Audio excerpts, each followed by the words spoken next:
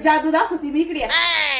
ही बाटली ना, हा, ही अशी उडत उडत भांड्याकडे जाणार आहे पाण्याच्या, आणि पाणी भरून फ्रीज मध्ये येऊन बसणार आहे. आता तुम्हाला येडं समजती का सोनूची मम्मी? मी येडं नाही समजत सोनूची पप्पा, खरंच आहे. ती अशी उडत उडत जाणार आहे, पाणी भरणार आहे आणि फ्रीज मध्ये येऊन बसणार आहे. पंख फुटले का तिला? पंख नाही सोनूश पप्पा तिला, मग तरी ती उडत उडत जाणार आहे, पाणी भरणार आहे आणि फ्रीज मध्ये येऊन बसणार आहे. बोर नको बरोबर सोनूची मम्मी, असं कुठं शक्य असतं का?